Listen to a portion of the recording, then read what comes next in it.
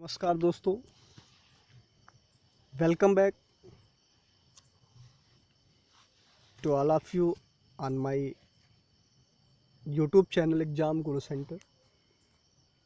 Today I will start the class of 10th chapter first real number. Chapter first real number.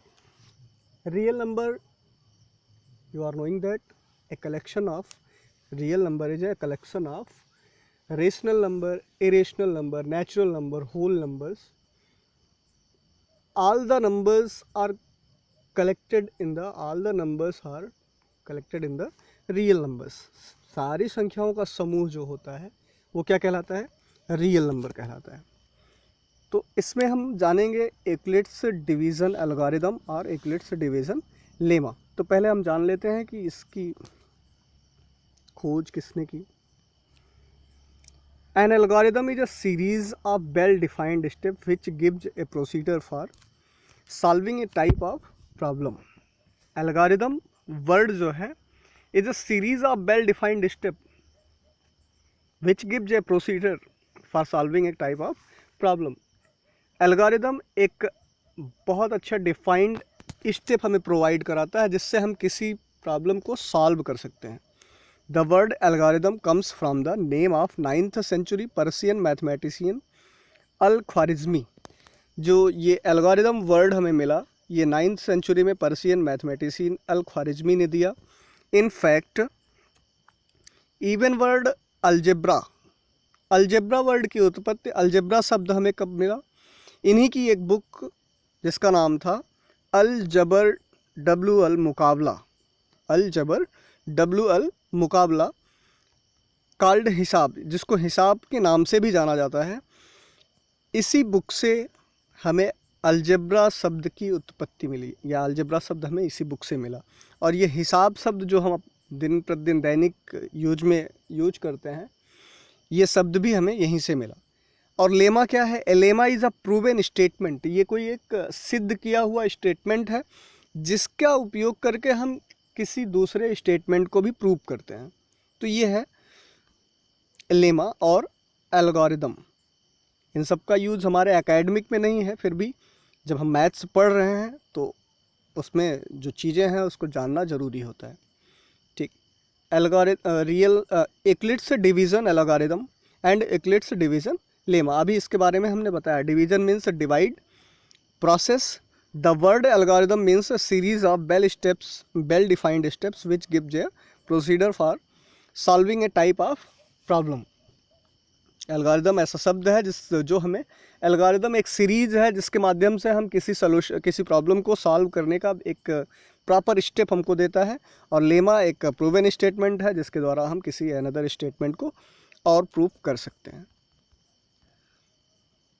Next हमारा है When we divide a number. आइए जानते हैं जब हम numbers को डिवाइड करते हैं. जैसे 20 को हमने यहाँ पे डिवाइड किया है 3 से, तो 3 6 18 होता है. 20 से 18 को माइनस किया तो क्या आया? 2. यहाँ पे जो ये 6 है ये हमारा क्वोशेंट है.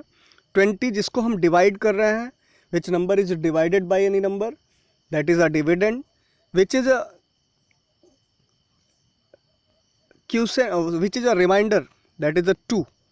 जो रिमाइंडर है, जो 20 से 18 हमने सब्ट्रैक्ट किया तो बचा क्या? 2. वो हमारा रिमाइंडर है जिससे हम डिवाइड कर रहे हैं.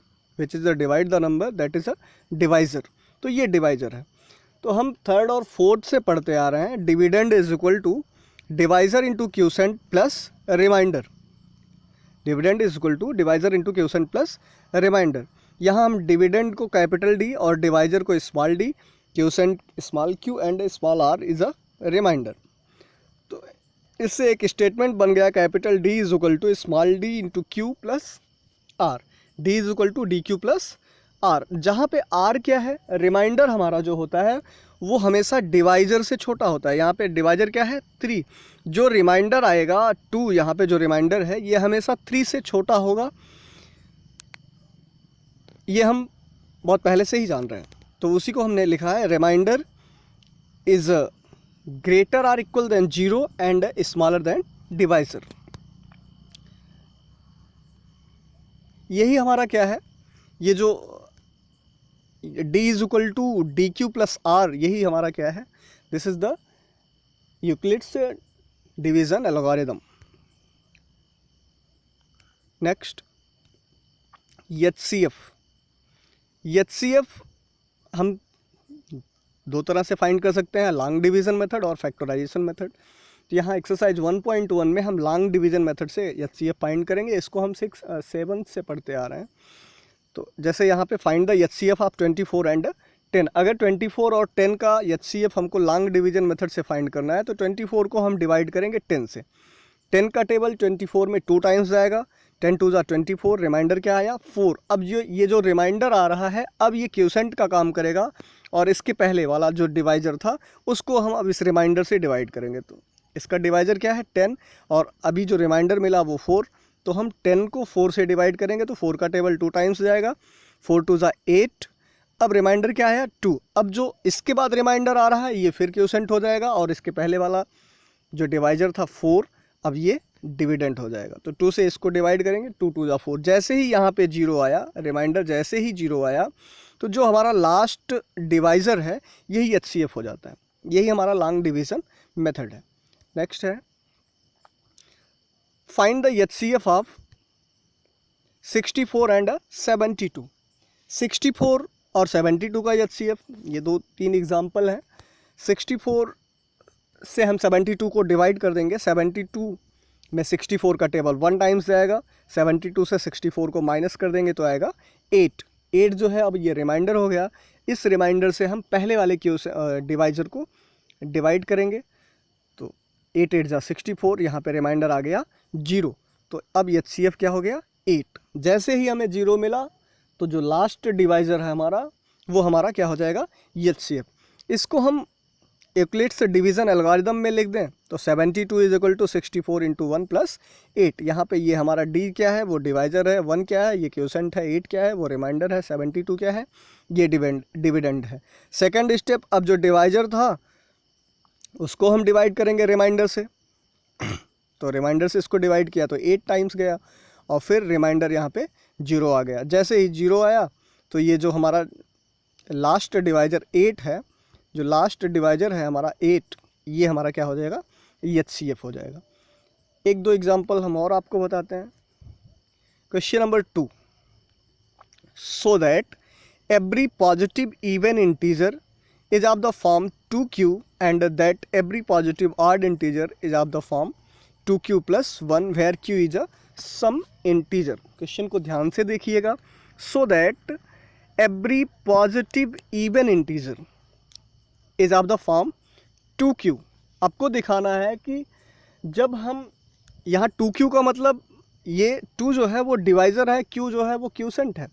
जब हम डिवाइज़र 2 से किसी पॉजिटिव इवन इंटीजर को डिवाइड करेंगे तो वो 2q के फॉर्म में होगा और जब हम किसी ऑड इंटीजर को डिवाइड करेंगे तो वो 2q प्लस 1 के फॉर्म में होगा। ये आपको शो कराना है। Where q is a some integer, जहाँ पे q क्या है वो इंटीजर है। बाय यूक्लिड्स एल्गोरिदम हम जानते हैं कि d is equal to D Q plus R. d जो है वो D Q means divisor into quotient plus R के इक्वल होता है। जब हम इसको 2 से डिवाइड कर रहे हैं, यहाँ पे 2 हमारा क्या है वो स्मॉल d है। स्मॉल d का मतलब क्या हो गया, ये डिवाइजर हो गया। We have to show that even integer 2q and odd integer is a 2q plus 1। हमें 2q इवन इंटीजर शो कराना है, दिखाना है, और 2q प्लस 1 ऑड इंटीजर जब हम 2 से डिवाइड करेंगे। So the divisor is a 2। तो हमको पता है कि स्मॉल d मतलब ये 2q का मतलब ये 2 जो है वो स्मॉल d है। Divisor is a 2, then remainder में बी आइदर 0 और 1। जब हमारा डिवाइजर 2 होगा तो यहाँ ध्यान से समझिएगा, यही इसका मेन कॉन्सेप्ट है। रिमाइंडर जब हमारा डिवाइजर 2 होगा तो रिमाइंडर हमेशा 2 से छोटा होगा या 0 के इक्वल होगा। नेक्स्ट है इसके आगे, तो जब डिवाइज़र हमारा 2 हुआ तो इसके रिमाइंडर 0 होंगे या तो रिमाइंडर इसका 1 होगा। अगर इसका रिमाइंडर 0 होगा तो d is equal to 2q plus 0, d is equal to 2q plus 0। अगर रिमाइंडर 0 होगा तो इसका मतलब वो 2 से एग्जैक्टली डिवाइड हो जाएगा तो रिमाइंडर 0 हो जाएगा। कहने का मतलब ये 2q के फॉर्म में हो जाएगा। और रिमाइंडर अगर 1 होगा तो ये हो जाएगा d is equal to 2q plus 1, तब ये 2q प्लस 1 हो जाएगा। Therefore if d is the form of 2q then d is an even integer. अगर d जो है d is equal to 2q है तो ये क्या है, एक इवन इंटीजर है, क्योंकि यहाँ पे रिमाइंडर 0 आ रहा है। और अगर d is the form of 2q plus 1, अगर ये 2q प्लस 1 है तो ये 2 के मल्टीपल में नहीं है, यहाँ पे रिमाइंडर 1 आ रहा है, इसलिए ये क्या होगा, एक ऑड इंटीजर होगा। इसी से रिलेटेड एक और एग्जांपल हम आपको बताएंगे। So that any positive odd integer is of the form 4q plus 1 and 4q plus 3 where q is a sum integer। यहाँ पे आपको दिखाना है कि कोई पॉजिटिव ऑड इंटीजर जिसे 4 से डिवाइड किया जाएगा तो वो क्या होगा, 4q प्लस 1 के फॉर्म में होगा या 4q प्लस 3 के फॉर्म में होगा।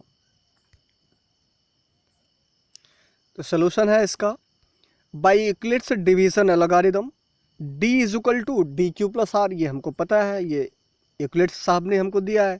According to the question d is equal to small d is equal to 4, मतलब डिवाइजर हमारा क्या है, जो क्वेश्चन है 4q प्लस 1 या 4q प्लस 3 के फॉर्म में हमको दिखाना है। तो यहाँ 4 क्या है, वो डिवाइजर है।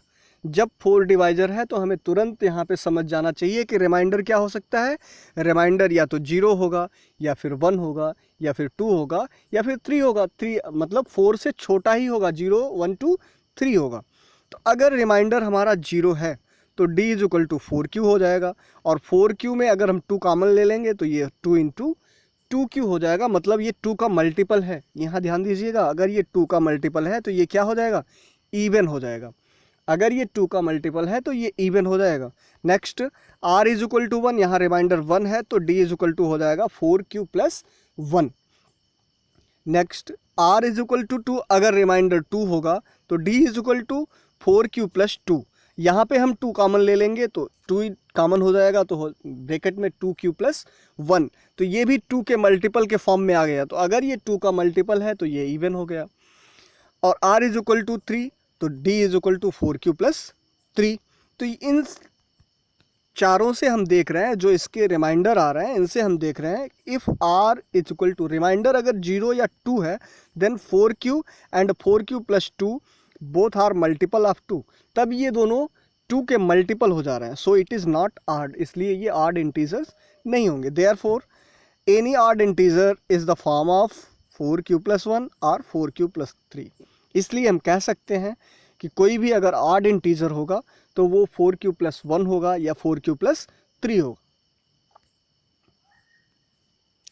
Thank you students. कल हम एक्सरसाइज 1.1 एक्सप्लेन करेंगे।